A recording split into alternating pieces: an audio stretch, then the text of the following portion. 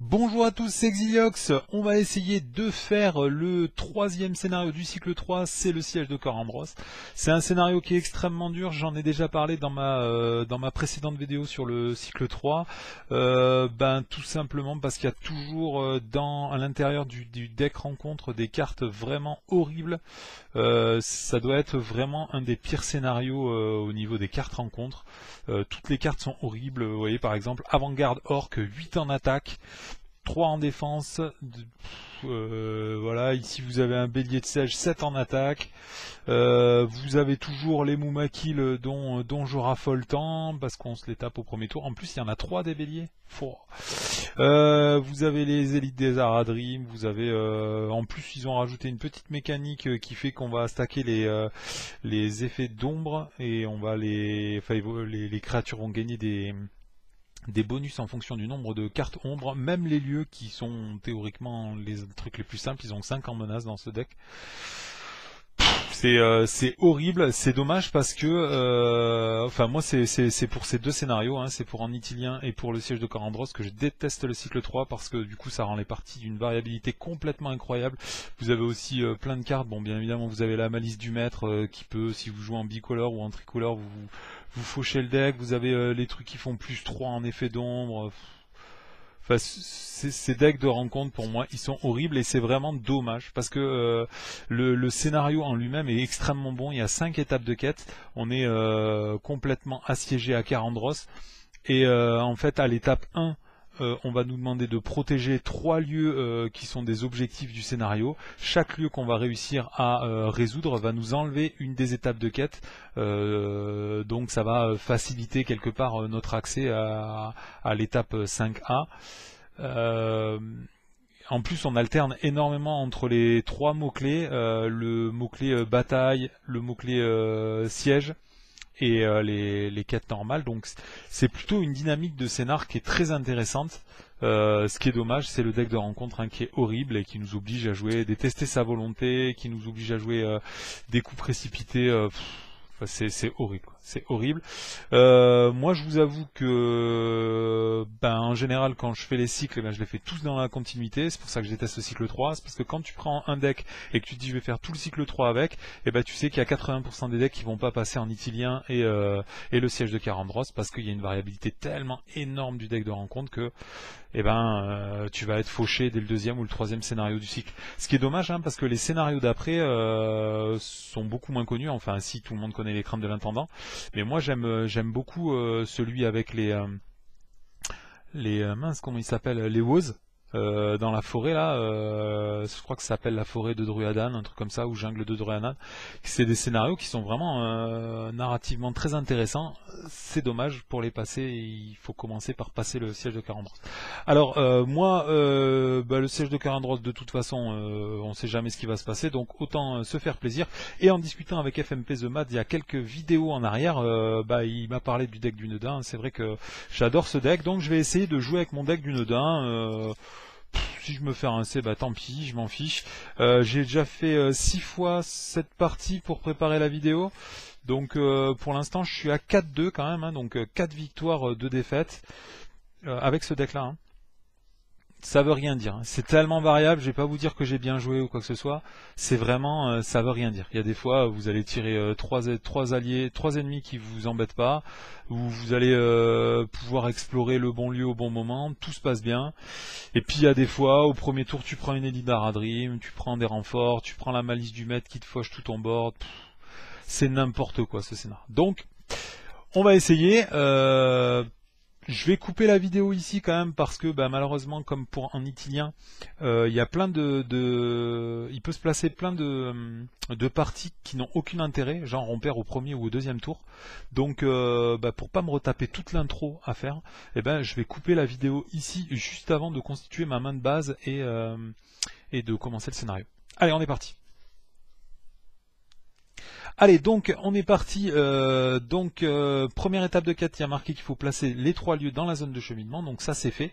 Et ensuite, il n'y a rien de spécial, si ce n'est que dès le début de la bataille, enfin de la partie, on commence en siège. Donc ça veut dire qu'on va additionner les valeurs de volonté pour savoir combien, les valeurs de défense pour savoir combien on envoie dans la quête à chaque tour.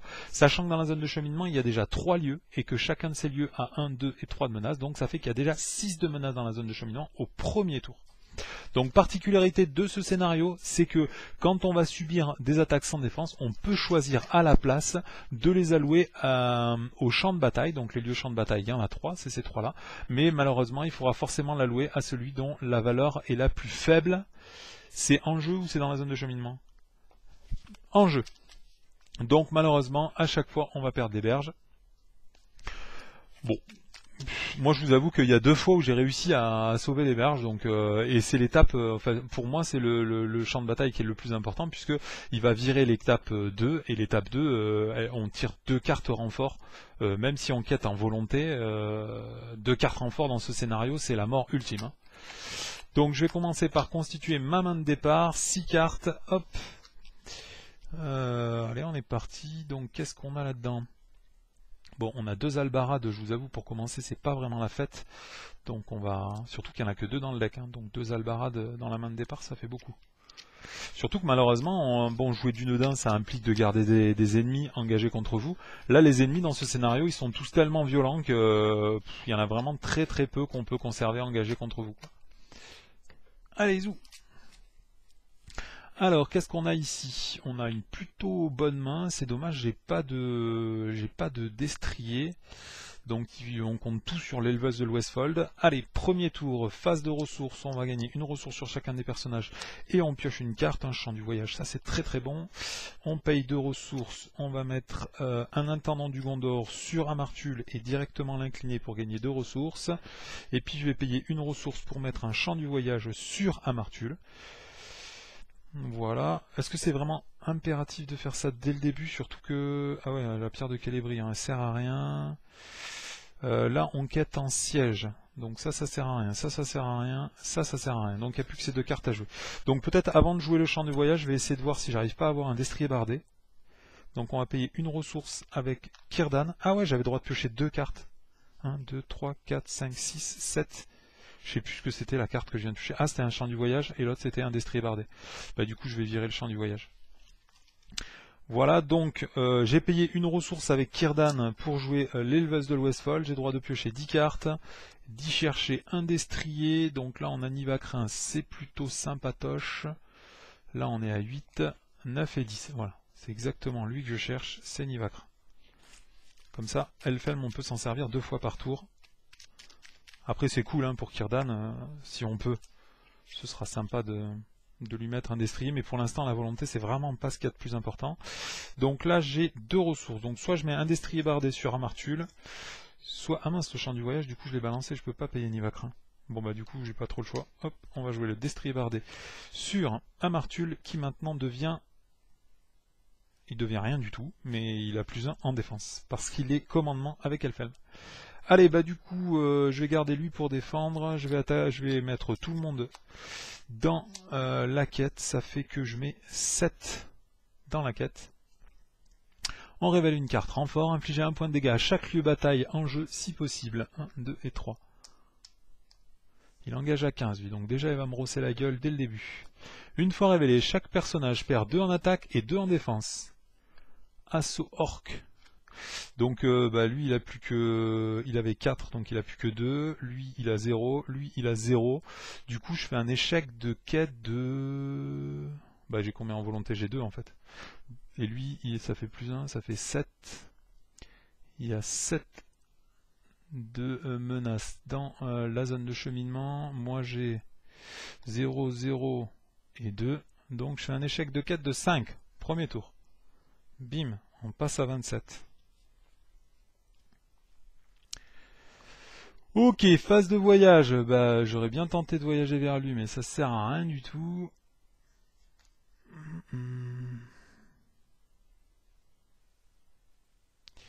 La citadelle, elle est en siège, je crois.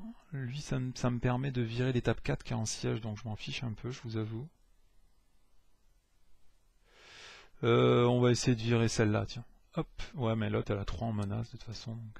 Allez, on va prendre la citadelle. Donc d'habitude je prends les berges, mais là, on va essayer comme ça. Lui, pendant la phase d'engagement, il m'engage.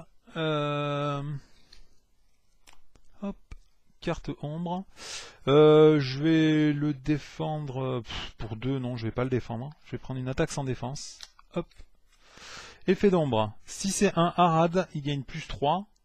Donc je suis bien content d'avoir tiré cette carte avec ce monstre-là, puisque c'est pas un Harad. Du coup, il attaque que à 3. Donc je peux ou je dois. Les joueurs doivent assigner les dégâts des attaques sans défense, donc la berge est détruite. Bien. Allez, bah du coup, je peux pas contre-attaquer, donc on va passer à la phase de restauration. Je redresse tout le monde, j'augmente de 1 ma menace. Ah oui, d'ailleurs, pourquoi j'ai baissé ma menace? J'étais à 27 et j'ai fait un échec de quête de 5. Donc je passe à 37 plutôt. Et là j'augmente de 1, je passe à 38. C'est la fin du tour 1, on passe au tour 2. Je gagne 2 ressources, plus une de base, grâce à l'intendant du Gondor. Ici une ressource de chaque, je pioche 2 cartes grâce à Círdan. Je vais récupérer le garde d'honneur. Alors ensuite, hop, je vais payer 1, je vais jouer Nivacrin sur Elfhelm. Ensuite, il me reste 4 ressources. Donc lui, il aurait que 1 en défense. Pour l'instant, il aurait 2 en défense. Ouais, je vais essayer de jouer... Hop, le gardien de l'Arnor. Qu'est-ce que je peux jouer d'autre? Rien. Bon, là, l'avantage, c'est qu'il n'y a plus que 2 en menace dans la zone de cheminement. Donc, on va mettre... non, mais non, lui je peux pas le mettre en quête. Lui je peux le mettre en quête, ça fait 3, 4, 5, 6, 7. Je remets 7 dans la quête. On révèle une carte. Ouh, lui il engage à 30. Quand l'incendiaire orc vous engage au combat, attribuez-lui une carte ombre. Ok. Bien. Du coup il y a 5 dans la zone de cheminement. Moi j'ai mis 7 en quête. Je fais un succès de quête de 2. 1 et 2. Ensuite, voyage, je peux pas voyager. Par contre, j'ai fait un succès de 4 avec Nivacrin. J'ai le droit de redresser Elfhelm. Ensuite, hop, lui, il m'attaque parce qu'il engage à 30 et que je suis à 38. Quand il m'engage, on lui alloue une carte d'ombre. Ensuite, on alloue une carte d'ombre à chacun d'entre eux. En commençant par lui parce qu'il a 30 de menaces. Alors, avec qui je vais défendre tout ça? Lui, il a que 3 en attaque. Ce serait sympa de pouvoir le rincer. Et lui, il attaque à combien? Il attaque à 3. Ouais, sinon je garde les deux parce que pour une fois c'est deux.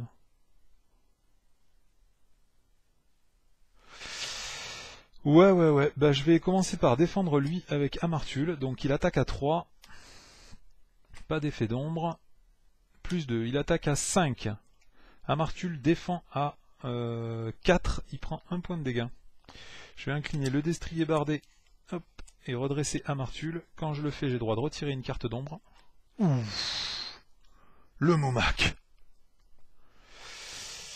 Bon, il n'y avait pas d'effet d'ombre, hein, mais c'est toujours rassurant de savoir que le Momac est dans la pile de défausse plutôt que dans le deck de rencontre. Est-ce que je peux tuer quelqu'un? Est-ce que ça a un intérêt de tuer quelqu'un déjà? Ça, c'est la vraie question. Je ne crois pas. Est-ce que je pourrais pas au moins blesser quelqu'un? Lui, il a 3 en attaque. Ah non, lui, il est tactique, donc il a 4 en attaque parce qu'il a une monture. 4 en attaque, 5, 6. Est-ce que je fais mon gourmand et que je gagne une ressource de plus? Sachant que j'ai aucune carte dans ma main qui ne nécessite des ressources, je vais quand même sécher lui. Donc je vais attaquer avec lui pour 4, 5, 6 pour tuer lui. Et lui, je le garde engagé contre moi. Phase de restauration, je redresse tout le monde. J'augmente de 1 ma menace, je passe à 39. C'est la fin du tour 2, on passe au tour 3. Je pioche 2 cartes. Ah bah au moins j'ai pas le choix, c'est 2 lumières de Valinor. Je gagne une ressource avec chacun de mes personnages et 2 ressources avec Amartul. 3 ressources avec Amartul.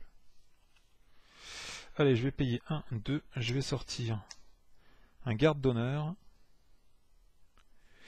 Je paye une ressource énergie pour jouer un Círdan, charpentier de navire. Ok, est-ce que je joue la pierre de Célébriant? Ouais, je la joue. Non, je vais la garder au cas où si j'ai besoin des ressources, on sait jamais. À mon avis, j'en aurais pas besoin de suite, mais on sait jamais. Allez, phase de quête. Alors, qu'est-ce qu'on met en quête? Toujours 2 de menaces dans la zone de cheminement. Moi, je vais mettre 2, 3, 4. Avec la lumière de Valinor, il ne s'incline pas pour l'enquête. Lui, il a 3 de plus, ça fait 7. 7, puis je vais garder Amardul pour défendre. Donc encore 7. Hop, on révèle une carte. Effet d'ombre. Chaque joueur défausse la première carte de son deck jusqu'à la fin de la phase. Augmenter de X la valeur de menace dans la zone de cheminement, X étant la somme des coûts de toutes les cartes révélées. Donc là, ça fait 1. Donc ça fait qu'il y a 3 dans la zone de cheminement. Moi, j'ai mis 7, ça fait un succès de quête de 4. Succès 7 de 4. 1, 2, 3 et 4. Hop. 1, 2, 3, 4. Donc maintenant il y a 6 marqueurs sur le lieu actif. Ok, ensuite on passe à la phase d'engagement, il n'y a personne. Phase de combat, lui il m'attaque à 2, je vais défendre encore avec Amartul, pas d'effet d'ombre. Donc je défends, puisque je défends à 4, je le redresse avec le destrier bardé. Alors la dernière fois FMP m'a dit que peut-être... Ah non, pour redresser, ok. Il y a une petite... Sur cette carte, il y avait une question qui avait été posée. Après qu'un héros attaché a défendu contre une attaque, on peut incliner le destrier bardé pour redresser le héros attaché. Donc si jamais le héros attaché n'est pas incliné, on ne peut pas utiliser le destrier bardé. Donc je vérifiais juste parce que moi je voulais être sûr qu'on ne soit pas obligé de retirer une carte ombre d'un ennemi engagé contre soi pour faire cet effet. Mais là, comme c'est avant les points, ça marche. Ok, ensuite j'attaque avec lui et lui, je vais le tuer, hein. Ça sert à rien de le garder non plus. Hein. Phase de restauration, on redresse tout le monde. Hop. J'augmente de 1 ma menace, je passe déjà à 40. Donc là, pour faire 4 étapes de quête, je pense que c'est un peu mort. Allez, phase de ressources, je pioche 2 cartes, j'en jette une. Je gagne une ressource, 1, 2 et 3, plus 2, 1, 2. Grâce à l'intendant du Gondor. Donc tout ça c'est bon. Qu'est-ce que je peux faire là? J'ai de la thune. Je vais mettre un destrier bardé sur... encore... on peut le mettre sur Círdan. Ça lui ferait gagner que 1 en volonté. Est-ce que c'est vraiment important? On va le laisser sur Amartul. Hop. Ensuite je paye 2 ressources commandement pour mettre la pierre de Célébriant sur Círdan. Et je paye 1, je vais mettre la broche violacée sur Círdan aussi. Allez, phase de quête, je vais mettre 1, 2, 3, 4, 5, 6, 6 et 4, 10. Je mets 10 en quête. Il y a 2 dans la zone de cheminement. 1 et 2. On révèle une carte. Hop là. Alors, arbalétrier orc, 2 de menaces. Donc il y a 4 de menaces dans la zone de cheminement. Archerie X, X est le nombre d'icônes différentes sur les héros en jeu. Donc moi j'ai 2 héros en jeu, donc je vais devoir infliger 2 points de dégâts. Donc là déjà je fais un succès de quête de 6, il y avait déjà 6 marqueurs. Du coup ça fait que ce lieu est exploré. Quand la citadelle est explorée, on nous demande de virer l'étape 4 de la pile des quêtes. Donc on enlève l'assaut de la citadelle. Ensuite, phase de voyage, je vais voyager vers le chemin d'accès. L'arbalétrier orc m'engage puisque je suis à 40 de menaces. Ah, j'aurais pu redresser Elfelm grâce à... Début de la phase de combat, il m'inflige 2 points de dégâts puisque j'ai 2 icônes différentes présentes sur les personnages que je contrôle. Donc, qu'est-ce que... J'en mets sur qui?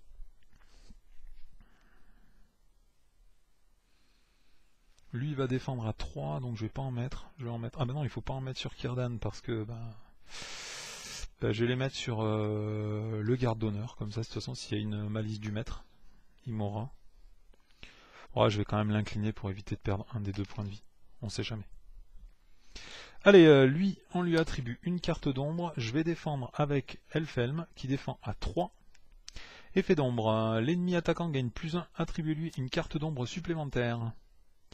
Attribuez à l'ennemi 2 cartes d'ombre supplémentaires. Attribuez à l'ennemi 2 cartes d'ombre supplémentaires. L'ennemi attaquant gagne +1 pour chaque carte ombre qui lui est attribuée. L'ennemi attaquant effectue une nouvelle attaque immédiatement après celle-ci. Attribue à l'ennemi X cartes d'ombre supplémentaires, X étant le nombre de joueurs dans la partie. Donc une carte d'ombre supplémentaire. Infligez 2 points de dégâts au chemin d'accès s'il est en jeu. Sinon, infligez 2 points de dégâts supplémentaires. Donc 2 points de dégâts au chemin d'accès. Hop. Alors du coup, dans tout ça, il y a ici plus 1 dégât.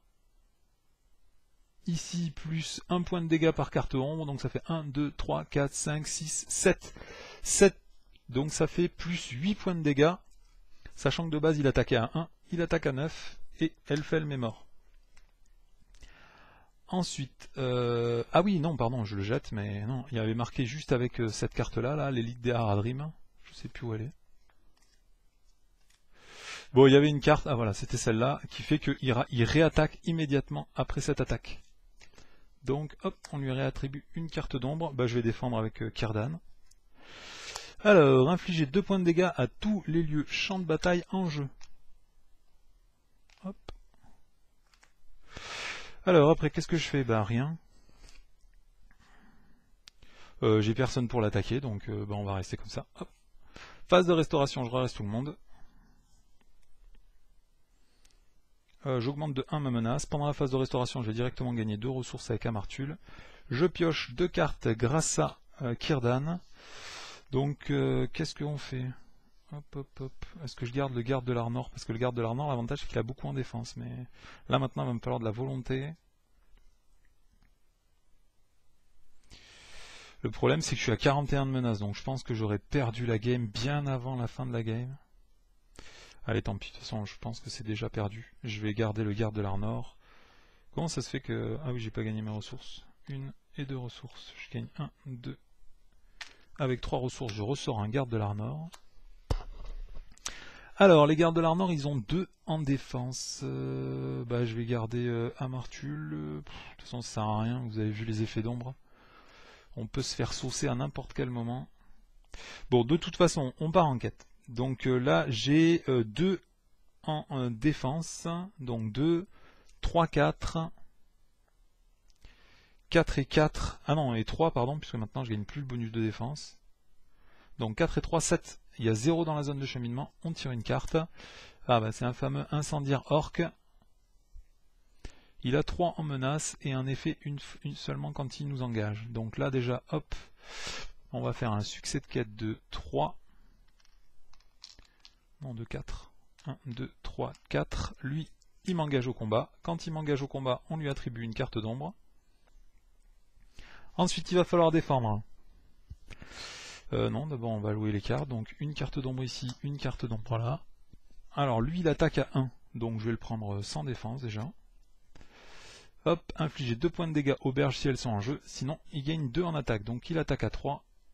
Et ce lieu est immédiatement défaussé.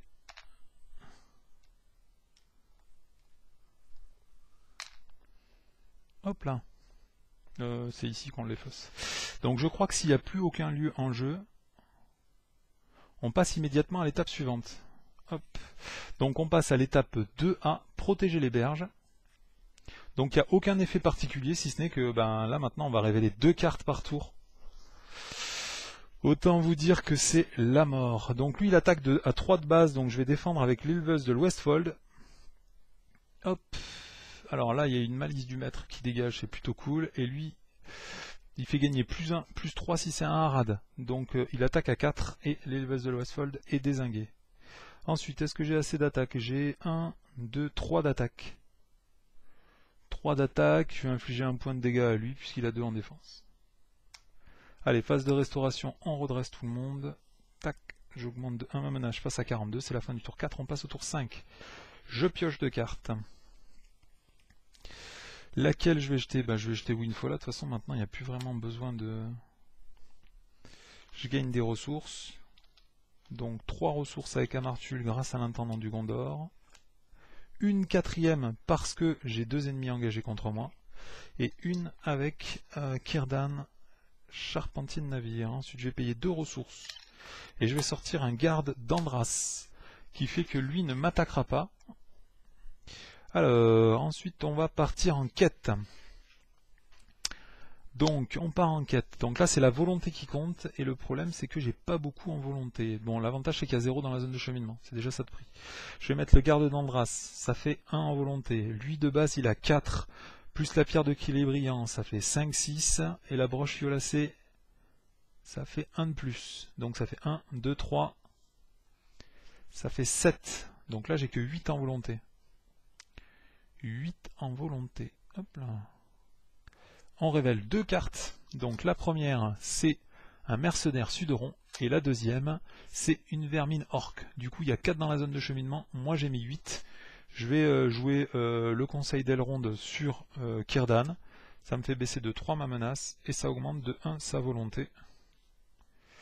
Je sais même plus à combien j'étais. Je crois que j'étais à 42, non? De toute façon, c'est pas très important. Hop, il y a 9 de volonté dans la quête. Du coup, je fais un succès de quête de 5. 1, 2, 3, 4, 5. Ok, ensuite, phase d'engagement, bah, ils vont tous m'engager. Puisque je suis à 38 de menaces. Voilà. Lui, quand il m'engage...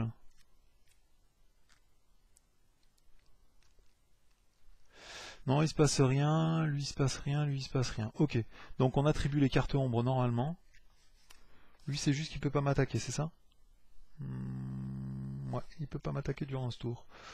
Donc 35 de menaces, 35 de menaces, 30 et 28. Voilà, donc quand les cartes d'ombre sont attribuées aux vermines orques, elles gagnent plus 2 en attaque jusqu'à la fin du tour. Ok, j'ai oublié l'archerie là ici. J'ai 3 points de dégâts d'archerie. 1, 2 et 3. Bah, je vais en mettre un sur lui qui a 2 points de vie. Je peux pas en mettre sur Círdan à cause de la malice du maître. Je vais en mettre un sur lui et je vais en mettre un sur le garde d'Andras. Allez, maintenant il faut défendre. Donc je vais commencer par défendre avec Armartul. Je vais défendre lui qui attaque à 1. Donc 1 normalement ça passe, mais infliger 2 points de dégâts aux berges si elles sont en jeu, sinon l'ennemi attaquant gagne plus 2 en attaque. Donc lui il attaque à 3, moi je défends à 3. Je prends pas de points de dégâts. Ensuite je vais le redresser avec le destrier bardé et je vais enlever cette carte ombre. Je vais l'incliner pour défendre lui. Il attaque à 3, moi je défends 3, donc je prends pas de dégâts. Et après je le redresse avec le destrier bardé. Et je vais enlever cette carte ombre. Lui il attaque à 2. Non, il attaque à 1 plus 2, donc ça fait 3, je défends, et ça fait pas de dégâts. Donc lui, après, on m'a dit qu'il m'attaquait pas. Alors, est-ce que je peux au moins en rincer un, là? Ce serait intéressant, non? Lui, il attaque à 3 de base, eux, ils font de l'archerie, donc lui, il a 2 en attaque, 3 et 4 en attaque.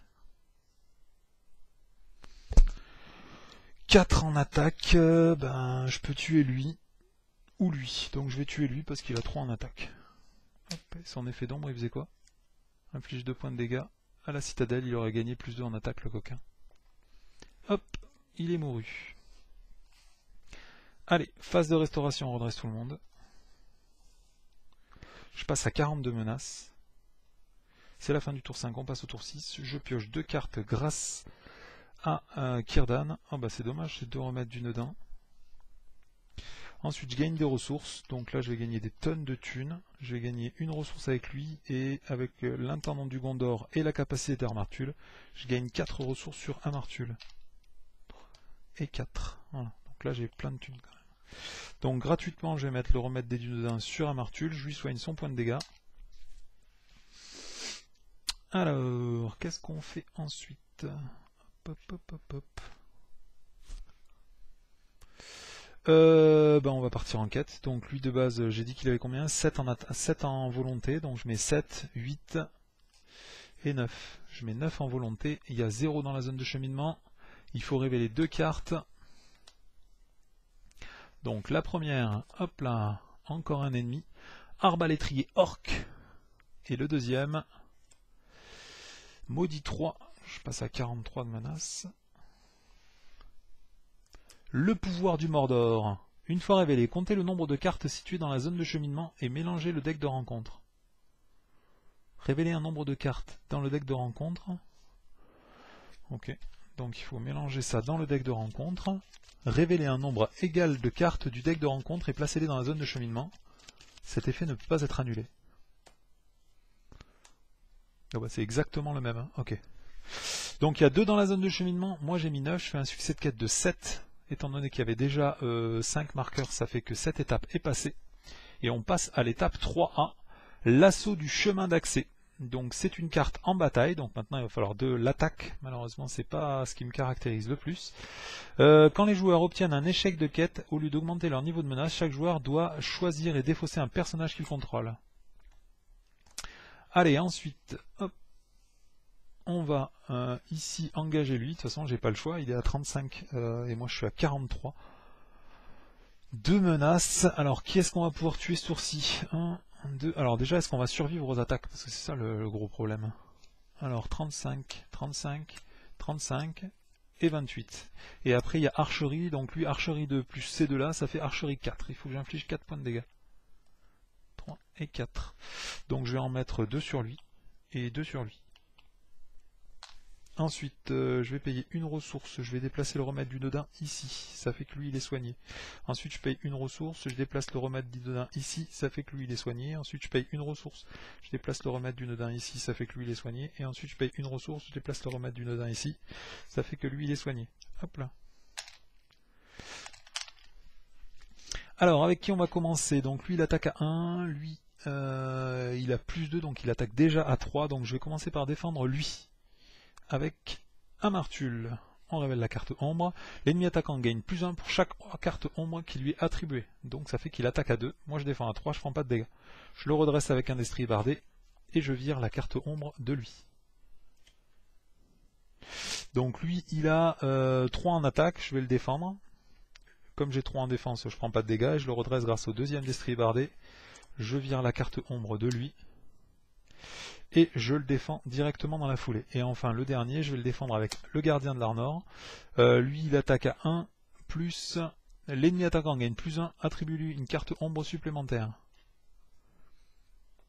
Donc il attaque à 2, et moi je défends à 1 de base, plus 1 par ennemi engagé contre moi. Donc là j'en ai 4, donc il défend à 5 lui.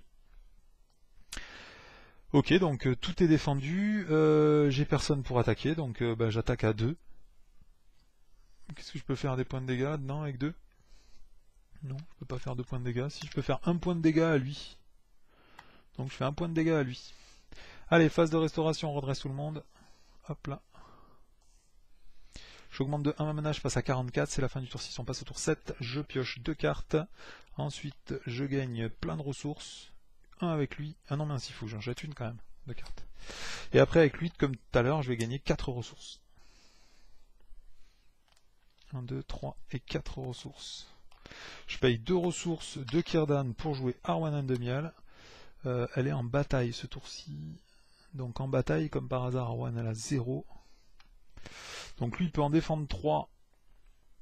Il n'y en a qu'un qu'il faut que je garde pour défendre. Et en bataille par contre j'ai pas du tout d'attaque là. Et ouais c'est dommage, j'ai pas eu mes dunedins qui ont de l'attaque. Parce que là les dunedins qui ont de l'attaque ça aurait été cool mais... Lui il a 0, lui il a 0, lui il a 0, lui il a 1, lui il a 1. Bon en même temps il y a 0 dans la quête. Hein. Enfin il y a 0 de menace dans la zone de cheminement. Qu'est-ce que je mets? Je vais mettre Círdan, ça fait 2, et puis je vais mettre le gardien de l'Arnor, ça fait 3. Je mets 3 dans la bataille. On révèle une carte. La malice du maître, je dois choisir une sphère. Je choisis une sphère d'influence. Je vais choisir de toute façon commandement, j'ai pas vraiment le choix. Et ensuite, tous les personnages qui ne sont pas de cette sphère subissent 3 points de dégâts. Donc, je vais l'attribuer 3 points de dégâts à lui. Je vais incliner le garde de l'Arnor pour qu'il n'en subisse que 2. Et Arwen et le garde de l'Arnor sont décédés. Hop là.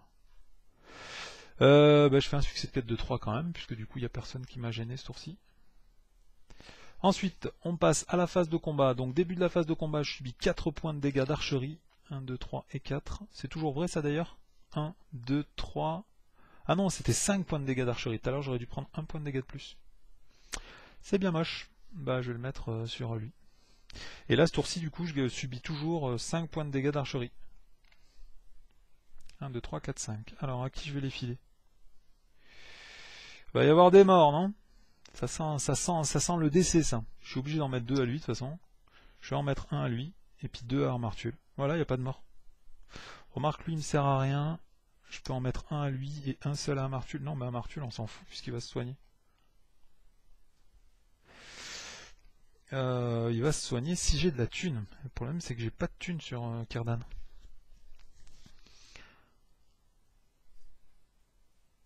Ouais, de toute façon, on s'en fiche. Allez, donc je vais attribuer une carte d'ombre à donc celui qui a le plus, donc disons lui. Voilà. Je vais commencer par défendre lui. Voilà, hop, je défends à 3. Il a que 1 en attaque, puisqu'on ne lui attribue pas de carte ombre. Voilà, et du coup il est défendu. Ensuite je redresse. Grâce à un destrier bardé, je vais pouvoir enlever cette carte ombre. Et je vais défendre n'importe lequel, lui, puisque j'ai 3 en attaque. Enfin 3 en défense, pardon. Je redresse avec le destrier bardé et je défends, je sais pas moi, lui. Est-ce qu'avec 3... Hop, il faut l'incliner lui par contre. Est-ce que je peux prendre une attaque sans défense? Non, ça c'est pas possible. Parce qu'il en reste 1 à tanker. Si, il attaque à 1, donc je peux le défendre avec le garde d'Andras, qui défend à 1. A partir de là, j'attaque avec Círdan et le gardien de l'Arnor. J'inflige 3 dégâts, lui il a 1 en défense, il perd 2 points de vie, il est mort. Ok, allez, phase de restauration, on redresse tout le monde. Il y a beaucoup de dégâts là, hein. Tout le monde est à 1 point de vie. Hop, je pioche 2 cartes.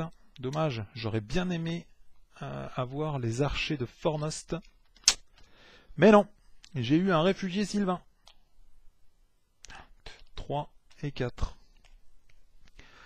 Du coup, qu'est-ce que je fais? Parce que bon, le réfugié Sylvain, il est cool, mais la volonté, j'en ai rien à cirer. Et moi, je préférerais peut-être me soigner. Donc, hop, je vais payer une ressource pour déplacer le remède du Nodin ici. Ça le soigne d'un point de dégâts. Je paye une ressource pour le déplacer ici. Ça soigne un point de dégâts. Et je paye une ressource pour le déplacer ici. Ça soigne un point de dégâts. Allez, du coup, on part en... Putain, ça fait chier d'aller en bataille alors que j'ai pas un mec qui attaque, quoi. Je remets Círdan et un gardien de l'Arnor. J'ai encore 3.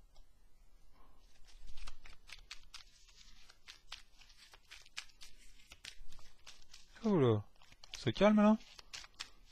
Allez, on révèle une carte. Avant-garde orc, là ça attaque à 8, hein, donc ça y est, c'est fini, on rigole plus là, on est dans les choses vraies, dans les choses dures.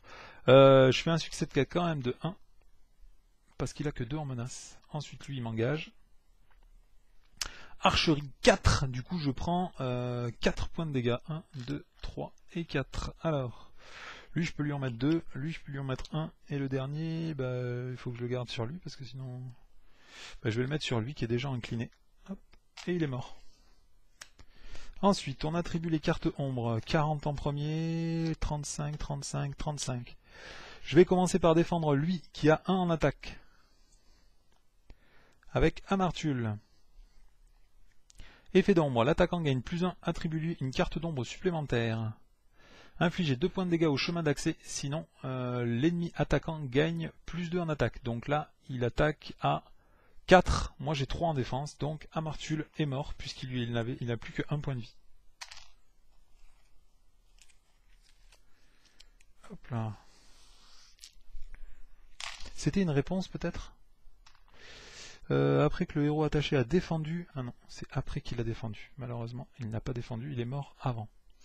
Alors après, avec qui je vais pouvoir défendre? Je vais défendre avec le garde d'Andras, l'avant-garde orc.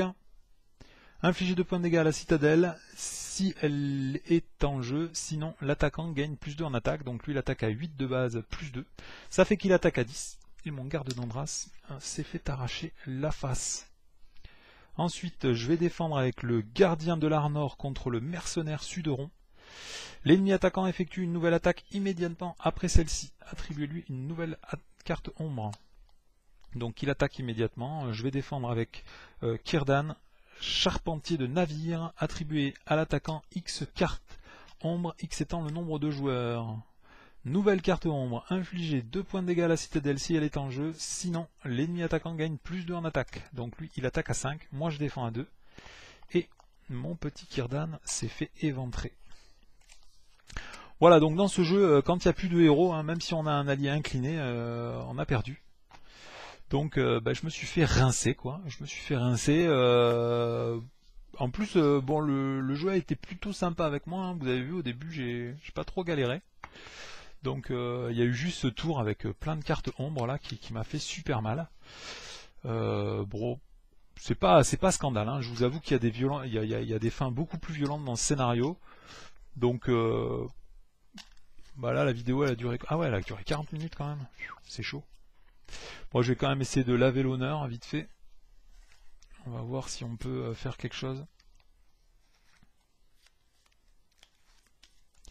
Hop, ah mince, du coup j'ai jeté les deux. Les berges, le chemin d'accès, hop là. Voilà, l'avantage c'est que la mise en place est rapide, et ça c'est plutôt cool pour un scénario difficile, parce que ça fait qu'on perd pas 2000 heures à se mettre en place. Alors là le problème c'est que j'ai dû trier mes cartes de mon deck.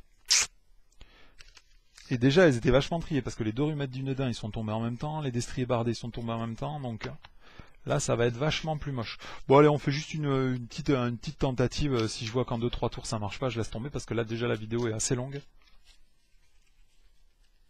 Ça vous donnera, ça constituera juste une petite illustration de ce scénario. Moi je vais pas bagarrer 700 vidéos pour essayer de le passer par honneur en filmé, quoi. De toute façon quand on filme, souvent ça passe pas en fait. Hein. Les scénarios durs, je veux dire, quoi. Allez hop, on se remet à 1. Alors mise en place, placer le chemin d'accès, la citadelle et la berge dans la zone de cheminement. Donc là il y a tout. On retourne et on est déjà parti. Hop, 32 de menaces, là on est tout bon. Nous on veut essentiellement un intendant du Gondor, des montures, on veut des Dunedain, on veut de la ressource, on veut tout en fait. Alors qu'est-ce qu'on a qui nous plaît? Ça c'est sympa, j'aime beaucoup. Le problème c'est qu'on a trop de cartes énergie et que si on n'a pas les 2 champs du voyage du deck, t'as regardé les archers de Fornost, ils étaient là les coquins. Nous on les attend pendant toute une game et les mecs ils se cachent au fond. Ils sont là, regardez. Ah les vieilles canailles. Les 3 en plus ils sont là. Hein. Oh là là, ils ont pas honte de se planquer pendant que nous on se bat en première ligne, quoi. Saleté d'archité de Fornost. Allez, donc là je viens de mulligan, donc ce sera la main de la loose comme on dit. Voilà 6 cartes. Hop, on passe directement à la phase de ressources, donc je vais pouvoir gagner une ressource avec chacun de mes personnages. Je pioche 2 cartes grâce à Círdan. On va quand même regarder qu'est-ce qu'on a dans la main, peut-être qu'on a des bonnes cartes. Dommage. Oula, en plus on n'a rien de jouable. Putain, ça va être super raide cette game. Ah, j'ai un champ du voyage, mais j'ai pas beaucoup de monture. Allez, je vais prendre un archer de Fornost. Et Restore, on le jouera dans une autre partie. Et on peut commencer le premier tour. Donc déjà avec une ressource... Ah bah non, parce que direct je joue une fois là par habitude, mais on s'en fiche, la volonté elle sert à rien dans ce scénar. Donc je vais plutôt payer... Hop là.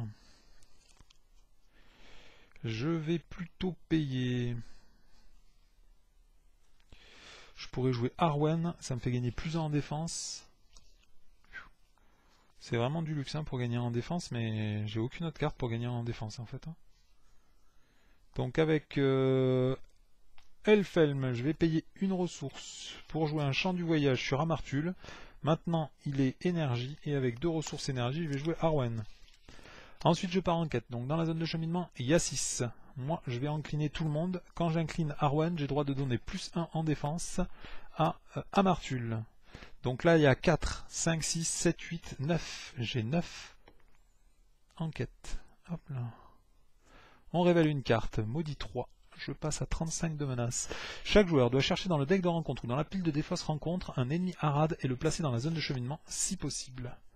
Alors des ennemis Arad, je sais pas s'il y en a qui engagent à plus de 35, parce que bon, il y a lui, il y a Legolas là. Enfin, je le dis Legolas parce que le mec il ressemble à Orlando Bloom, mais... Ouais, des ennemis Arad. Ah si, il y a peut-être le petit loup là, qui fait mal au fion. Ah mais non, c'est un Mordor aussi. Ouais, donc j'ai pas le choix quoi. Et puis je vous avoue que je vais pas prendre l'élite des Haradrim parce que... fait vraiment trop mal au derche quoi. Bon bah tant pis, on va prendre Orlando Bloom. Hop là. Donc dans la zone de cheminement maintenant, il y a 8. Hop. Moi j'avais mis 9, donc ça fait un succès de quête de 1. Je place un marqueur de progression sur la quête actuelle. Alors ça sert à rien de voyager vers les berges, puisque de toute façon, elles vont mourir immédiatement. Donc on va plutôt voyager vers le chemin d'accès. Hop là. Lui, il m'engage, puisqu'il engage à 35 et que moi je suis à 35. On lui attribue une carte d'ombre. Ah oui, pardon, j'oublie à chaque fois, mais l'archerie, c'est au début de la phase de combat. Je vais infliger un point de dégâts à Arwen, puisque de toute façon, je crois que... qui inflige des dégâts aux alliés directement, il n'y a que la malice du maître et elle inflige des dégâts par 3. Et ensuite, donc, je prends l'attaque sans défense, effet d'ombre, l'ennemi attaquant gagne +1, attribue une carte d'ombre supplémentaire. Yes, le Moumak qui dégage. Ça fait plaisir. Donc, il attaque à 4. Donc, je suis obligé de l'allouer aux berges. Et les berges sortent du jeu. Est-ce que ça vaut pas le coup de voyager vers la citadelle pour faire un succès de quête plus rapide? Plutôt que le chemin d'accès. Ouais, je vais prendre la citadelle, ça fait toujours 1 de menace en moins. Allez, c'est parti. Phase de restauration, on redresse tout le monde. Je passe à 36 de menace, c'est la fin du tour, on passe au tour 2. Je pioche 2 cartes. Alors elles sont cool ces cartes, mais c'est pas du tout celles qu'il me faut maintenant. Maintenant il me faut un intendant du Gondor. Il me faut des thunes. Je prends le surclassé, juste au cas où. Ça va là. Ouais, par contre, jeter le remède du Neudin... non, je peux pas jeter le remède du Neudin, il y a trop de dégâts d'archerie dans ce scénario. Donc tant pis, je prends le remède du Neudin.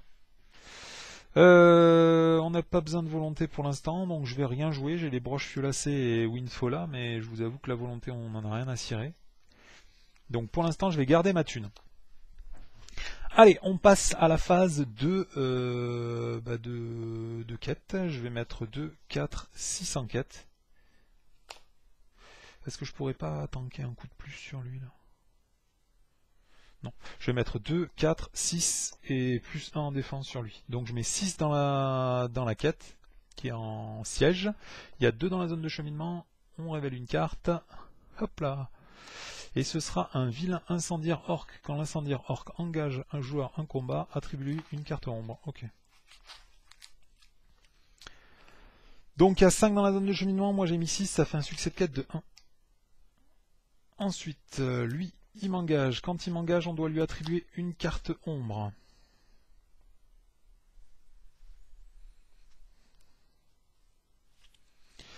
Début de la phase de combat, il y a lui qui m'inflige un dégât d'archerie. Je vais le mettre sur Elfhelm. Ensuite, on attribue une carte ombre à chacun des personnages qui m'attaquent.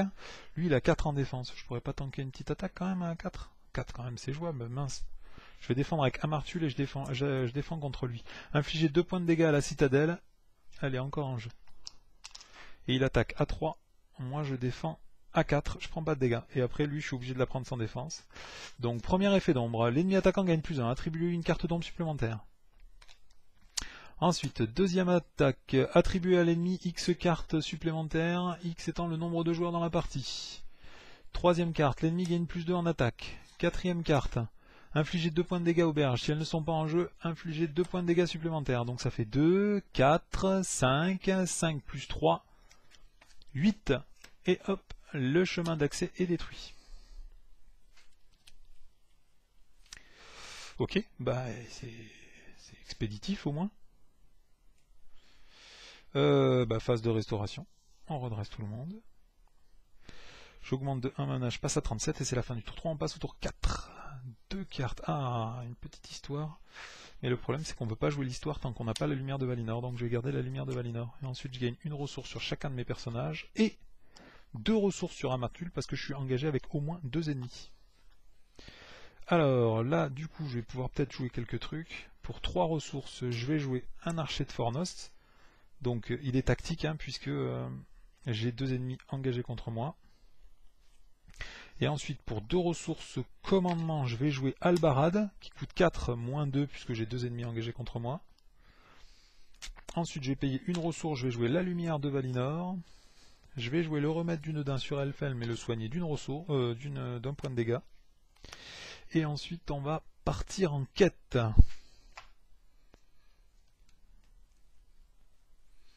Donc, est-ce que ça vaut le coup de partir sur la quête en volonté? Est-ce que j'essaie de m'installer un peu plus? Est-ce que j'essaie de nettoyer des mecs? Je ne sais pas. Bon, de toute façon, on va essayer de progresser vers la citadelle. Lui, il attaque quand même assez fort. Je vais mettre 1.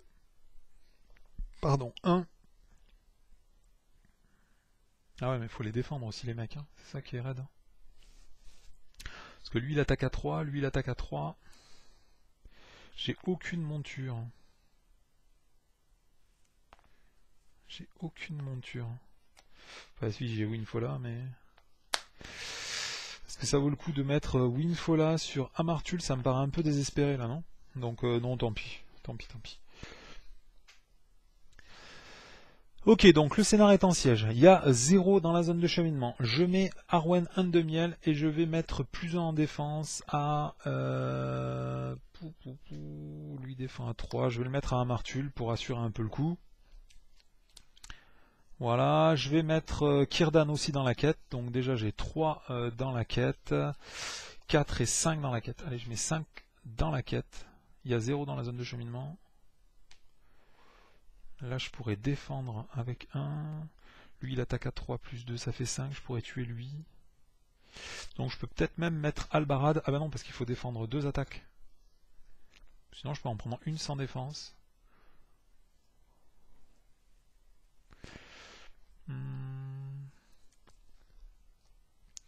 Ça, c'est pour tuer le mec. Ça, c'est pour défendre. Ouais, j'en prendrai une sans défense. Allez, je mets 2 de plus dans la quête. Je mets 7 en quête. On révèle une carte. Encore un ennemi.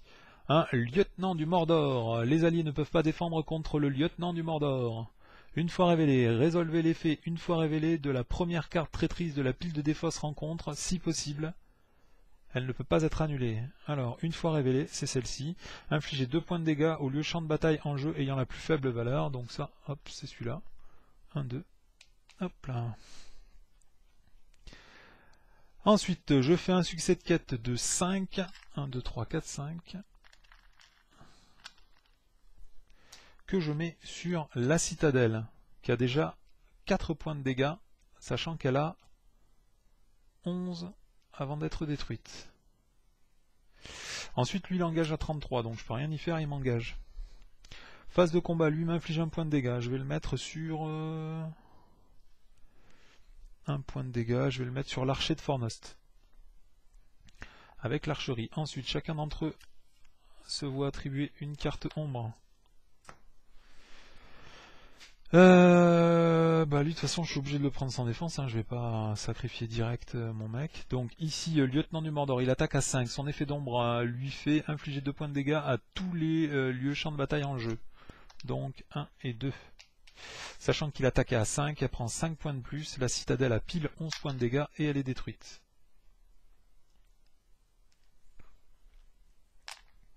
Hop là, la citadelle est détruite. Donc comme il n'y a plus de lieu champ de bataille en jeu, on doit passer à l'étape 2. Donc maintenant on est à protéger les berges. Donc ensuite, lui il attaque à 3 et lui il attaque à 3. Donc là je peux pas vraiment prendre d'attaque sans défense et je vais pas pouvoir tuer de mec. Bah ouais, c'est un peu triste mais c'est le jeu.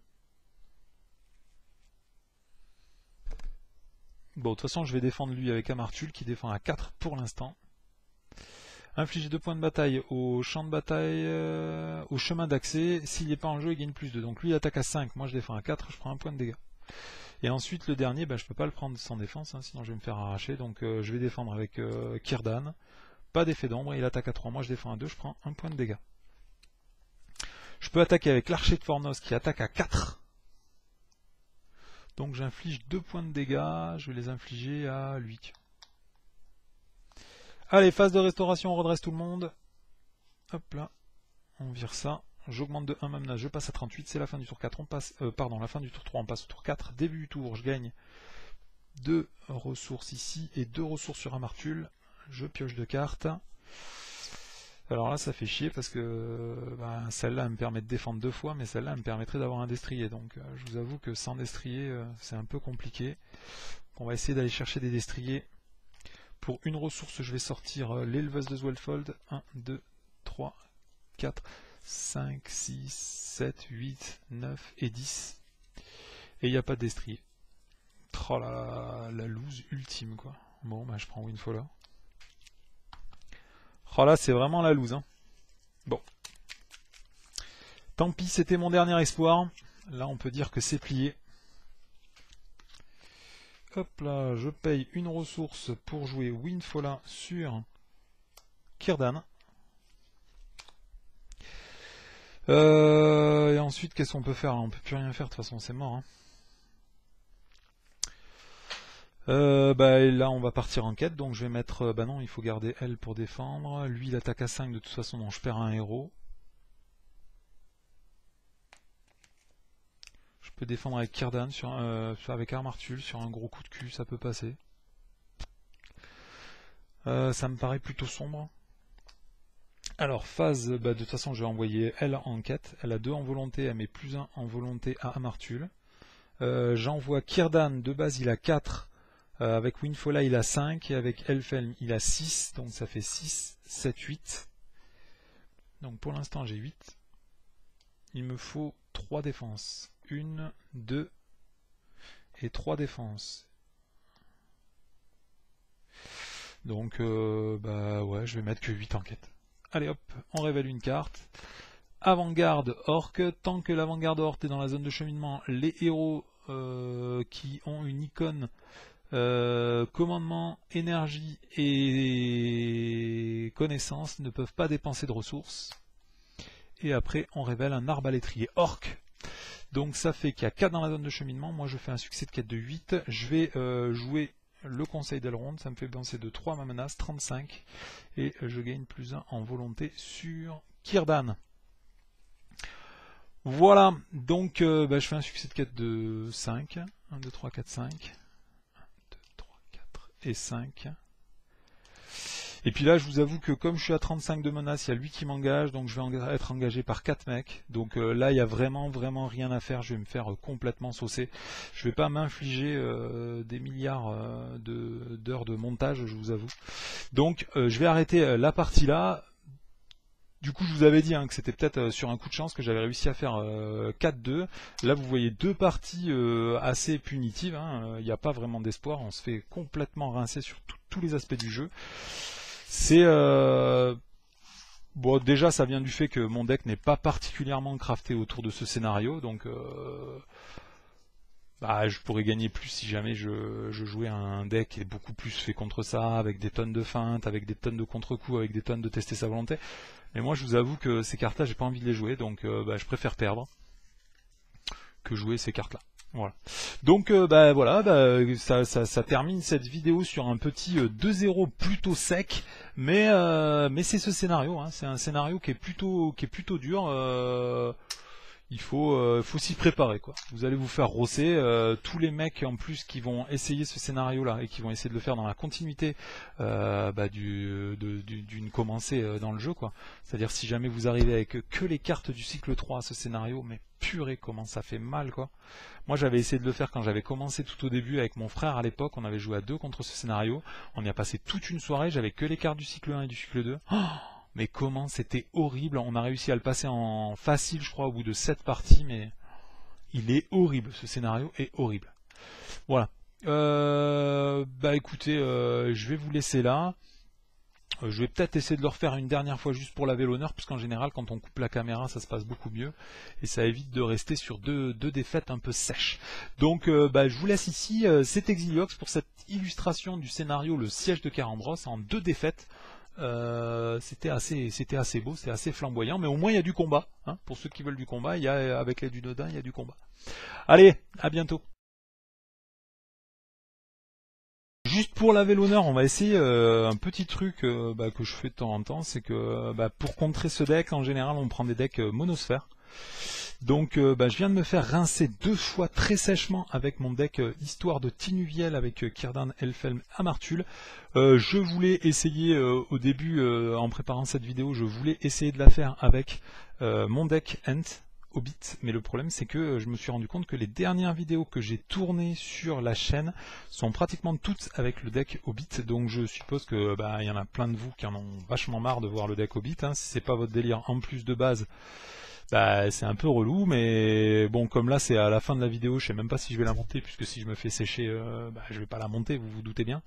Donc je vais essayer de faire ce deck, ce scénario avec le deck. Alors l'avantage c'est que d'une, j'ai pas à me soucier de la malice du maître, la carte Game Over par excellence, parce que toutes les cartes de ce deck sont connaissances, sauf, comment il s'appelle le gros arbre, Sylvebarbe. Donc du coup il y a déjà ça qui est moins pénible, et après surtout normalement j'ai une capacité importante à rester bas en menace, donc normalement je pourrais pas forcément engager tous les ennemis, donc je vais peut-être pouvoir gagner un peu de temps. Et deuxièmement, j'ai des cartes pour sonder, donc je vais pouvoir virer les cartes qui me gênent, et pour en plus complémenter tout ça, les Ents ont des statistiques très équilibrées, donc normalement je devrais pouvoir gagner aussi bien en siège, en bataille et en quête normale. Donc on va juste faire un essai, donc je commence avec ces 3 héros Hobbit, donc j'ai 6 plus 9, ça fait 15, plus 3, ça fait 22, 22, grâce à Foulque Beaufin, j'ai droit de virer 3 de menace, ça fait que je commence à 19. Allez, 19. Allez, dernière tentative, après j'arrête.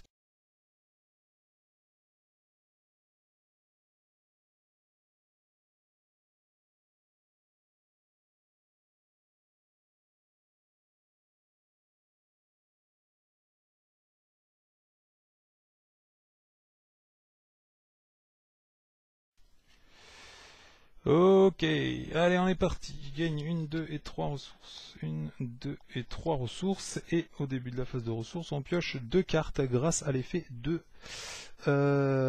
Bilbon Saké. Allez, je vais jouer un amour des histoires ici, ensuite je vais jouer un risquer la lumière, comme je suis en secret, je vais pouvoir révéler 1 et 3 cartes,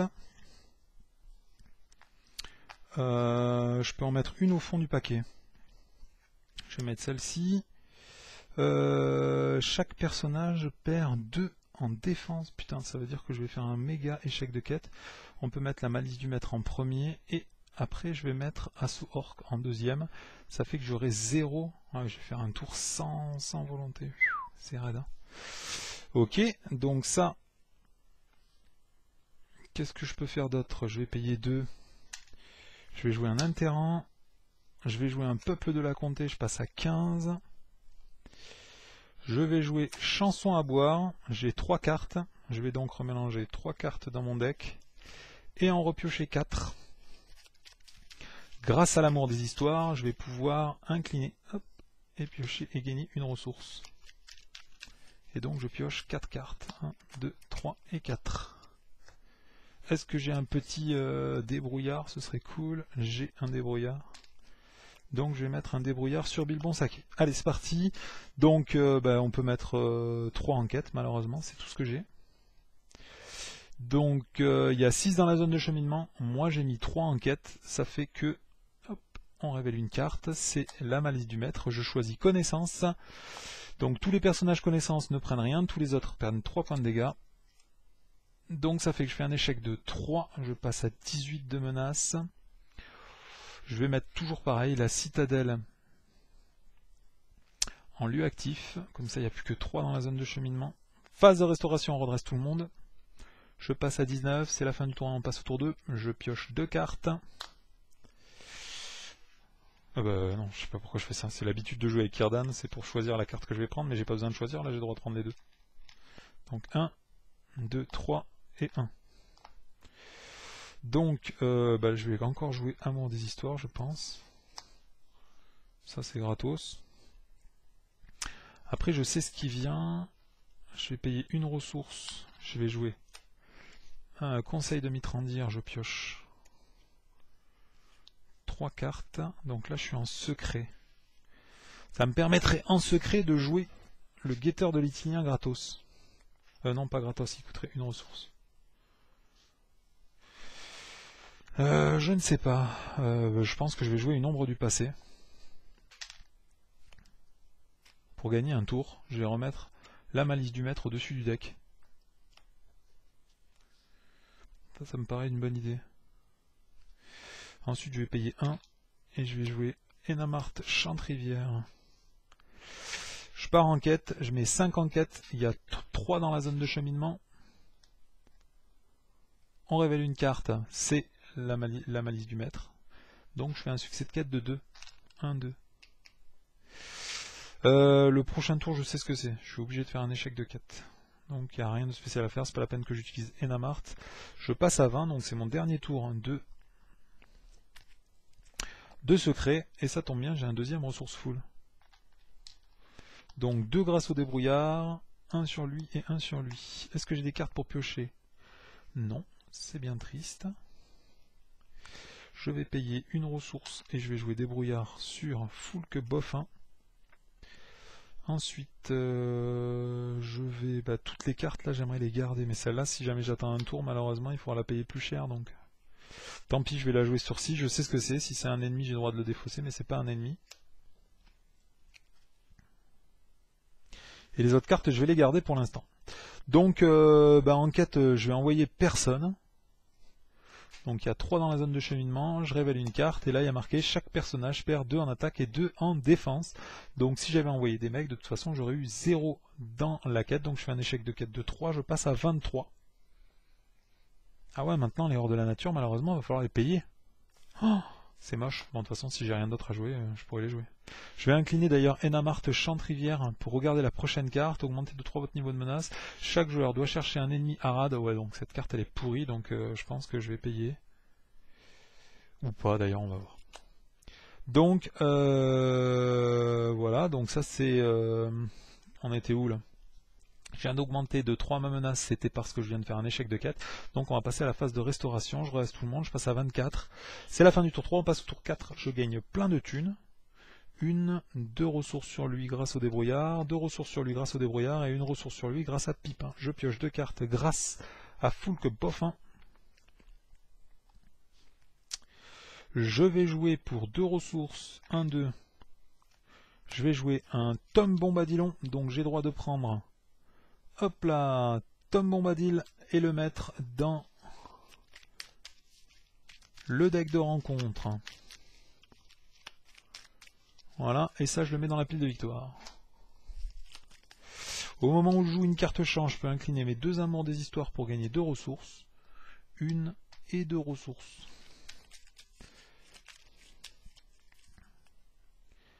Voilà. De toute façon, Enamart ne sert à rien, donc je peux regarder la première carte. Ah bah c'est Tom Bombadillon. Là vous allez dire que j'ai triché, donc je vais remélanger.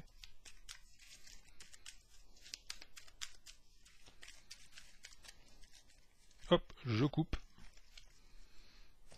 J'incline Enamart Chante-Rivière et ce sera ce sera encore la carte que j'ai voulu éviter.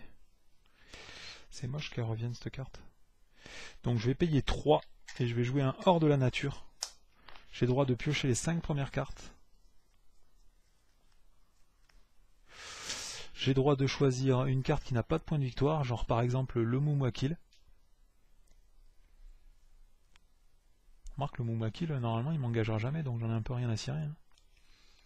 Vaut mieux virer les cartes qui ont des effets d'ombre monstrueux, bien que normalement je devrais pas en prendre non plus. Qui engage à 28, c'est possible. Celle-là, elle est maudite. Ouais, je vais virer celle-là. Hop, je vais virer un renfort des Suderons et celle-là part dans la pile de victoire. Voilà. Après, qu'est-ce qu'on peut jouer? J'ai encore un Hunt, donc je vais payer pour 2 un Hunt terrain, et pour 2, je vais jouer Gaffeur, Impasse Gamji.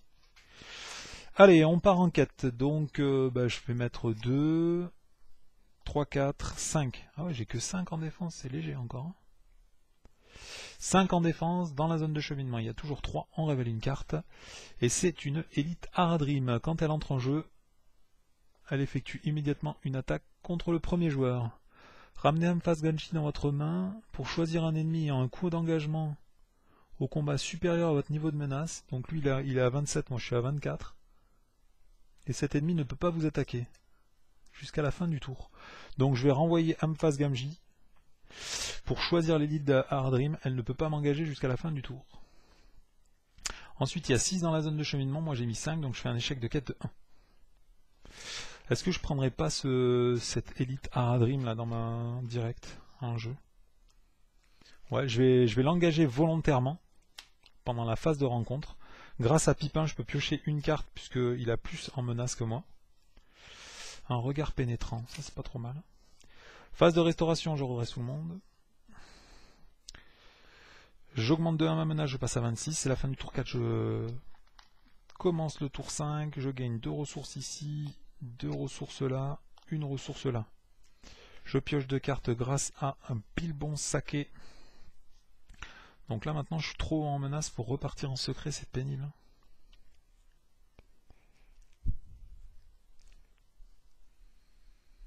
Je vais payer 3 ressources, c'est raide.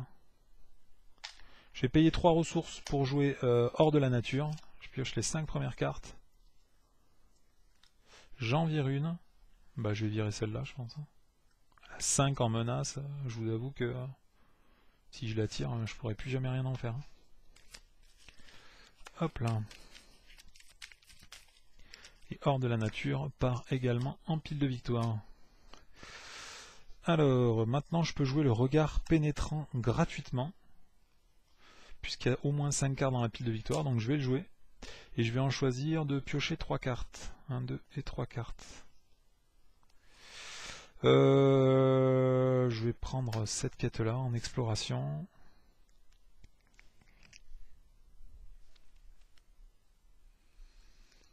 Qu'est-ce que je fais? Est-ce que je passe en volonté? Ça pourrait valoir le coup de passer en volonté en exploration. Là, il me manque une ressource de toute façon. Donc. Le peuple de la comté, j'en ai pas besoin. Je vais juste jouer Gaffer Gamgee au cas où s'il se passe un truc. Sinon, je renvoie la élite des Haradrim dans la zone de cheminement. C'est pas très malin, ça, si.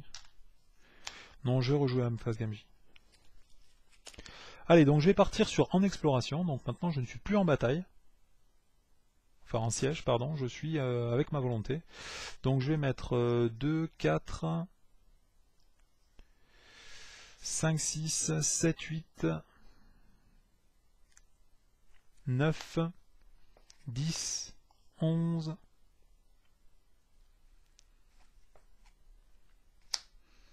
et 12. Je mets 12 dans la quête, sur cette quête annexe. Il y a 3 dans la zone de cheminement. On révèle une carte. C'est une vermine orque. Quand une carte ombre devrait être attribuée à la vermine orque, elle gagne plus en attaque. Donc il y a 5 dans la zone de cheminement. Je fais un succès de quête de 7. Il y a donc 7 marqueurs de progression qui vont 1, 2, 3, 4, 5, 6 et 7. Donc maintenant il y a 9 marqueurs de progression sur la citadelle. Ensuite, lui il m'engage pas puisque je suis encore à 26, donc tout va bien.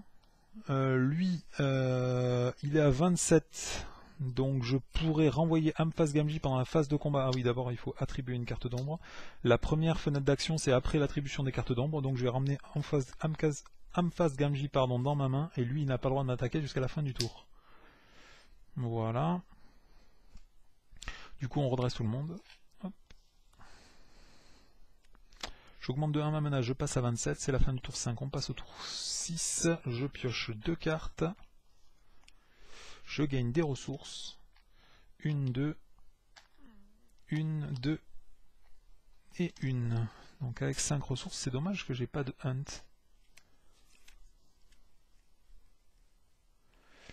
On peut gagner un tour encore, hein, c'est jouable. Pour 2 ressources, je peux jouer Mamlung. Quand Mamlung entre en jeu, choisissez un ennemi et augmentez de 5 son coût d'engagement au combat jusqu'à la fin du tour. Ensuite, vous pouvez engager au combat cet ennemi ou le renvoyer dans la zone de cheminement. Donc je le renvoie dans la zone de cheminement et maintenant il a 32 de valeur d'engagement au combat. Il me reste 3, donc je pourrais virer avec une grande chasse un des mecs. Je pense que je vais faire ça. Je vais faire les peuples de la comté pour repasser à 23 de menace. Et ensuite on va partir en quête. Je vais repartir en quête sur en exploration. Donc je mets 2, 3, 4, 5, 6, 7, 8, 9, 10, 11, 12. Je mets 12 enquêtes et je garde... Hop, je mets 12 enquêtes sur cette quête-là. Et je garde Enamart Chantrivière au cas où s'il venait à se passer quelque chose de dramatique. Dans la zone de cheminement, il y a 2, 3, 4, 5, 6... Ouais, 3, 4, 5, 8, il y a. 8, 8, 8, c'est sur la ligne du bas. 8 dans la zone de cheminement. On révèle une carte. Donc chaque joueur défausse la première carte de son deck. Jusqu'à la fin du tour, il augmente de X la menace de la valeur de la carte révélée. Donc ce sera plus 2. Donc il y a 10 dans la zone de cheminement. Je fais un succès de quête de 2. Sachant qu'il y avait déjà 9 marqueurs de progression. Ça fait pile 11 marqueurs de progression. Et la citadelle bifurque en pile de victoire. Et on vire l'étape 4. On vire l'étape 4. Phase de voyage. Phase de voyage, je vais voyager vers les berges.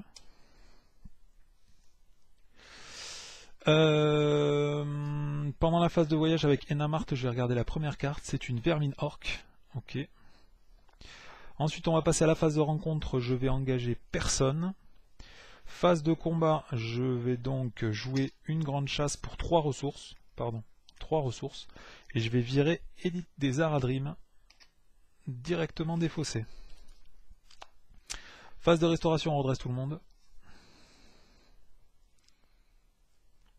C'est la fin du tour 6, on passe au tour 7. Je pioche 2 cartes.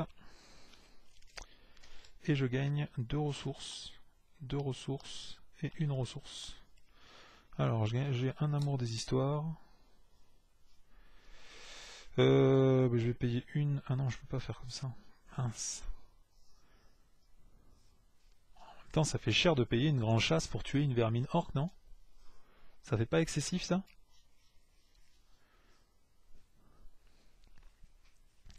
Ça me paraît un peu excessif. Donc j'ai pas le droit de jouer Tom Bombadilon. Bon, je vais payer 2, je vais jouer Amphas Gamgir encore. Allez, je repars toujours sur cette quête. Dans la zone de cheminement, il y a 4. Hop, je vais peut-être la mettre, je sais pas, là. Ok, donc dans la zone de cheminement, il y a 4. Donc, je peux regarder avec Enamart la carte du dessus pour savoir ce qui se passe. C'est encore une vermine. Ils m'engageront à 28. Du coup, il y aura 6 dans la zone de cheminement. Pour explorer ce lieu, il me faudra donc 9. Donc, je mets 2, 4, 5, 6, 7, 8, 9. 9. Est-ce que si jamais je prenais des dégâts, je pourrais peut-être en tuer 1, 4, 7, 8, 9. Ouais. Donc, je vais mettre 9. Hop. 9 dans la quête. On révèle une carte, du coup c'est une vermine orque. Donc je fais un succès de quête de 3. Les berges sont explorées et je peux virer l'étape 2. Phase de voyage. Je vais voyager vers le chemin d'accès. Là le gros problème en fait c'est que j'ai pas de hunt. Hein. Que si je progresse trop dans le jeu, et que j'ai pas de hunt, de toute façon la dernière étape du jeu elle est en bataille, mais il faut de l'attaque quoi pour gagner la bataille. Enfin, j'en ai un peu mais j'en ai pas beaucoup quoi. Donc soit parce que j'ai 2 grandes chasses dans la main, donc je peux jouer 2 grandes chasses pour virer 2 en menace dans la zone de cheminement, ça me paraît excessif. Soit carrément je les engage et je risque. Oh mais il aura pas 7 en attaque, c'est pas possible. Bon allez je l'engage. Quand je l'engage, il a 28, du coup avec Pipin, je pioche une carte, et je chope un protecteur de la salle de jaillissement. Quand il m'engage... Ah ouais, donc de base, il gagne plus 2. Ah ouais, mince, c'est chiant ça. On lui attribue une carte, il gagne directement plus 2. Je vais le prendre sans défense. Effet d'ombre, il gagne encore plus 1, et si c'est un ennemi à rade, il gagne plus 3. Donc là, en tout, il gagne plus 3, il attaque à 4, donc il inflige 4 points de dégâts au chemin d'accès. 1, 2, 3, 4. Ensuite, je vais attaquer avec un guetteur de Lithilien, Amphas Gamgee et Mamlung. Et lui, il prend 4 dégâts, il est mort. Phase de restauration, on redresse tout le monde.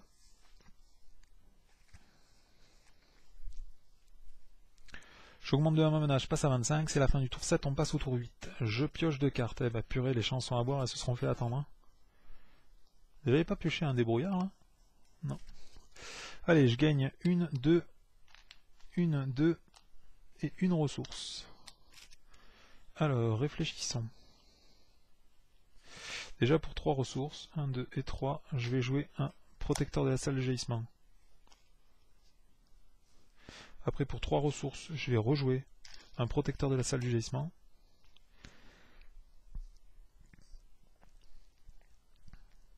Ensuite, je pense que je vais jouer une chanson à boire. Je joue une chanson à boire. En réponse, je vais incliner les 3 amours des histoires pour gagner 3 ressources. 1, 2 et 3. J'ai 1, 2, 3, 4, 5 cartes. Donc je vais en piocher 6 puisque au moins un de mes personnages est un hobbit unique. 1, 2, 3, 4, 5 et 6. Ensuite, qu'est-ce qu'on a? On a des conseils de Mitrandir, ça c'est pas mal. On a un regard pénétrant. Hop, donc je joue regard pénétrant, je baisse de 4 ma menace, je passe à 21. Ensuite, je joue un peuple de la comté. Je diminue de 4 ma menace, je passe à 17. Je repasse en secret. Je paye 1, je vais jouer un conseil de Mitrandir et je pioche 1, 2 et 3 cartes. Est-ce qu'avec les parchemins d'Isildur, il y a des trucs sympas à jouer? Ouais, il y a un risqué la lumière. Donc je pense que je vais payer une ressource. Je vais jouer un parchemin d'Isildur. Et c'est combien le risqué la lumière? C'est secret 3. Donc gratuitement, je vais jouer avec le parchemin d'Isildur un risqué la lumière. Et je le mets en dessous de mon deck. Donc je révèle les 3 premières cartes. Je les mets dans l'ordre que je veux, et je peux même choisir d'en mettre une au fond du paquet.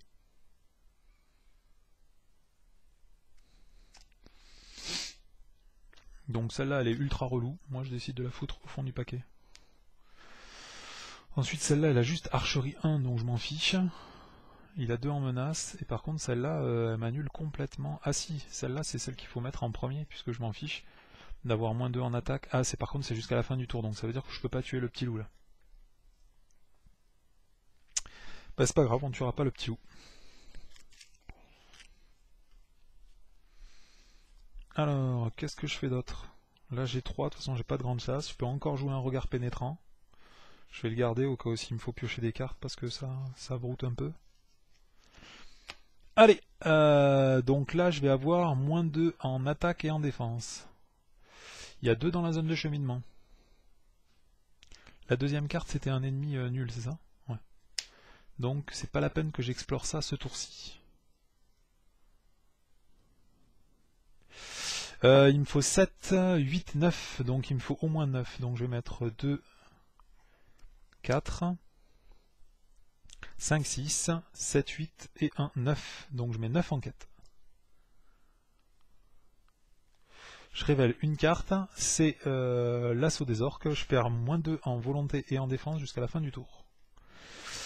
Ça fait que je fais un succès de quête de 7. Ça me permet de voyager, enfin d'explorer les chemins d'accès qui part en pile de victoire et qui m'enlève l'étape 3. Quand il n'y a plus de lieu champ de bataille en jeu, l'étape 1A, la défense, est mise en pile de victoire et après on passe à la dernière bataille. Donc les défenseurs de Kerengros ont survécu au plus fort de l'assaut de l'ennemi, mais l'issue de la bataille est encore incertaine. Le dernier acte d'héroïsme va être nécessaire pour sauver la forteresse et remporter la victoire. Donc on est en siège, mais une fois révélé, révéler une carte par joueur du deck de rencontre et placer-la dans la zone de cheminement. Donc lui il doit aller dans la zone de cheminement. Voilà. Si les joueurs ont obtenu au moins 4 points de victoire, cette quête perd le mot bataille et gagne le mot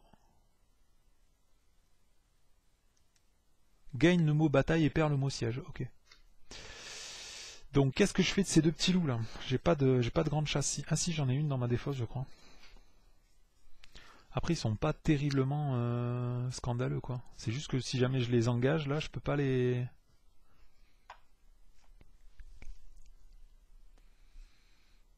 Bon, pendant la phase de voyage, de toute façon, j'ai incliné Namart pour regarder la prochaine carte.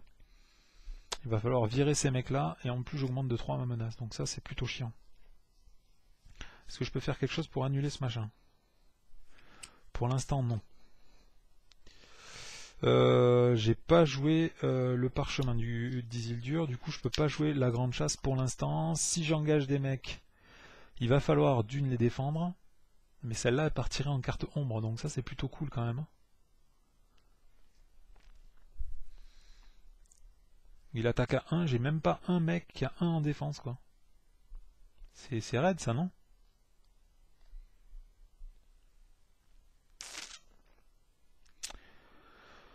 Ouais, c'est plutôt raide, hein. Sinon, je paye 2 ressources pour pas qu'elle me fasse Gamji, pour bloquer l'attaque avec un me fasse Gamji.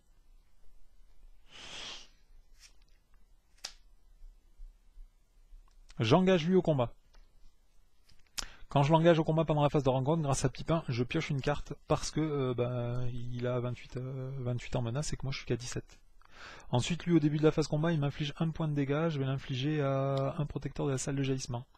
Ensuite, ici, lui, on lui attribue une carte d'ombre. Il attaque donc à 3 ce tour-ci, mais je vais utiliser Amphas Gamri en le renvoyant dans ma main pour qu'il n'ait pas le droit de m'attaquer ce tour-ci. Et cette carte est défaussée. Ensuite, je pourrais attaquer, malheureusement, je vous rappelle que au début j'ai tiré la carte Assaut Orc pendant la phase de renforcement, du coup, mes personnages ont 0 en attaque. Donc, je vais garder lui engagé avec moi, et je vais passer à l'étape de restauration. Je redresse tout le monde. Lui, il reste engagé contre moi, on va le mettre plutôt de ce côté-là. Quand je redresse les protecteurs de la salle de jaillissement, j'ai le droit de soigner un point de dégâts sur eux-mêmes. J'augmente de 1 ma menace, je passe à 18, c'est la fin du tour 8, on passe au tour 9. Phase de ressources, je pioche 2 cartes. Je gagne 2 ressources sur lui, 2 ressources sur lui et 1 ressource sur lui. Je vais commencer par jouer pour 1 ressource un conseil de Mitrandir et piocher 3 cartes. 1, 2 et 3 cartes. Ensuite, j'ai payé 1, 2, 3 et 4 ressources. Je vais jouer Sylvebarbe. Direct, ce tour-ci. Ensuite, pour 0 ressources, je peux jouer, parce que je suis en secret, un risque à la lumière. Je pioche 3 cartes. Je vous avouerai que j'ai plutôt bien fait. Parce qu'en plus, lui, j'ai pas le droit de le virer avec une grande chasse. Est-ce que j'en profiterai pas pour le dégager avec un effet d'ombre? Attribuer à l'attaquant une carte ombre supplémentaire. Et celui-là, ça me permettrait de virer le Moumak aussi. Et celui-là, je le mets en effet d'ombre standard. Donc il faut que j'engage lui ce tour-ci. Je pense que je vais oublier. Je pense que je vais oublier. Il faut que j'engage lui ce tour-ci. Je vais m'en rappeler ça. Et cet effet, c'est quoi? C'est rien. Ok. Bon, là j'ai beaucoup de cartes, donc on peut faire beaucoup de trucs normalement quand on a beaucoup de cartes. J'ai 3 ressources. On est en bataille, donc il me faudrait plutôt des mecs qui ont de l'attaque. Est-ce que je tente? Et j'ai pas vu Vif Sorbier, donc je pourrais peut-être essayer de récupérer Vif Sorbier. Pour 1 ressource. Ouais, je vais payer 1 ressource et je vais jouer le breuvage Ent sur Sylvebarbe. Ensuite, je vais jouer un regard pénétrant pour baisser de 4 ma menace, je passe à 14. Ensuite, je vais jouer une chanson à boire. J'ai 1, 2, 3, 4, 5, 6 cartes en main, donc je vais en piocher 7. Ouais, là j'ai mal joué parce que... 3, 4, 5, 6, 7. Avec l'amour des histoires, je vais gagner 3 ressources là. Du coup, j'aurais peut-être pu jouer une carte de plus.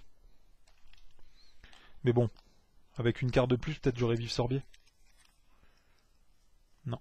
Ah si, il est là-bas, hein, le petit loup là. Regardez, hop, il est là. Je paye 1 et 2 ressources, je vais jouer Vif Sorbier. Je garde 3 ressources pour une grande chasse, non, on s'en fout. On s'en fout. Je vais plutôt jouer des Ents. 1, 2, je vais jouer un Ent errant. Voilà, tac. J'ai dit que c'était combien? C'était 2. Et est-ce que je peux pas passer la quête directement? Là, on est en bataille, donc il faut de l'attaque. Lui, il est blessé, hein, parce que je l'ai mis à redresser ce tour-ci. Dans la zone de cheminement, il va y avoir 4, puisque je sais qu'il y a un mec qui arrive. Ah, mais si je l'engage lui... Non, c'est pas la peine de l'engager lui. J'ai déjà lui en jeu. Donc les 2 cartes ombres vont s'annuler, ouais, c'est parfait. Ce qui serait bien quand même, c'est de buter lui. Est-ce que je peux garder 4 en attaque? C'est jouable ça de garder 4 en attaque? Je vais mettre les protecteurs de la salle de jaillissement. Donc il me faut 4 en attaque, j'ai dit. 1, 2, 3, 4. Ouais, c'est bon, je vais garder juste les 2 protecteurs de la salle de jaillissement.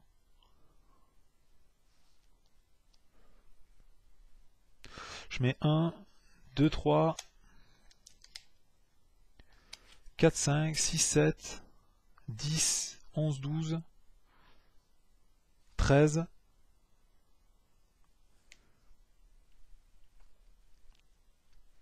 14.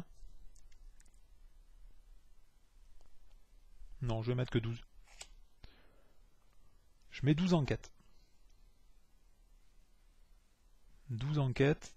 Il y a 2 dans la zone de cheminement pour l'instant. Je révèle une carte supplémentaire. C'est une vermine orque. Du coup, il y a 4 dans la zone de cheminement. Je fais un succès de quête de 8. Donc 8 marqueurs. 3, 4, 5, 6, 7, 8. Ensuite, phase d'engagement, je vais engager personne. Début de la phase de combat, je prends 1 point de dégâts directement sur un protecteur de la salle de jaillissement. Ensuite, je vais décider d'engager personne. Lui, je lui attribue une carte d'ombre. Ah ouais, il va gagner 2 en attaque. Bah du coup, il faut sacrifier un mec, hein, j'ai pas le choix. Ouais, bon, c'est pas super grave. Donc lui, il gagne 2 en attaque. Quand une carte d'ombre est attribuée à vermine de choc, il gagne plus 2 en attaque. Donc lui, il gagne plus 2 en attaque. Hop, je vais mettre un petit pion rouge pour s'en rappeler. Il faut d'abord que je défende. Je vais défendre avec un Int R1. Il attaque donc à 3. Attribuer une carte d'ombre supplémentaire à l'ennemi attaquant. Et c'est le Moumak. Du coup, il attaque à 5 et mon Int R1 est détruit. Ensuite, je vais attaquer avec Int R1 et avec le protecteur de la salle de jaillissement. J'inflige 4 points de dégâts et lui, il est détruit. Je vais incliner Enamart Chantrivière pendant la phase de combat pour regarder la prochaine carte. Et c'est un mercenaire Suderon. Ok. Phase de restauration, je passe à 15 et je redresse tout le monde.